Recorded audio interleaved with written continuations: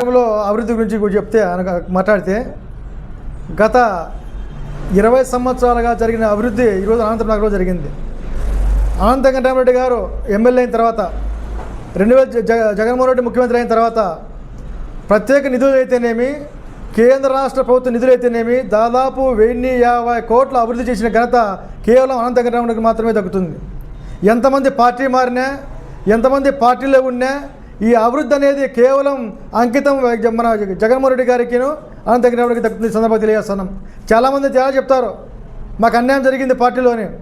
5 ఏళ్ళు పూర్తిగా అన్నీ బాగా భుజించి పూర్తిగా జవులు నింపుకొని ఈరోజు వేరే పార్టీ మారి అనంత వెంకటరామరెడ్డి గురించి కానీ పార్టీ గురించి మాట్లాడడం అంటే తల్లి పాలు తాగి రొమ్మ గుద్దినట్లే అని చెప్పి సందర్భంగా తెలియజేస్తున్నా. ఎందుకంటే అనంత వెంకటరామరెడ్డి అనే వ్యక్తి అవినీతికి పాల్పడినాడు. ఇంకో విధంగా చిల్లర వాళ్ళకి రౌడీజానికి పాల్పడినాడు. అటువంటి వ్యక్తి దగ్గర ఉన్న వ్యక్తులు ఎవరే కానీ పార్టీ మారినారంటే వాళ్ళ స్వార్థ స్వలాభం కోసమే కానీ ఇంకో దాని గురించి కాదని సందర్భంగా తెలియజేస్తున్నా.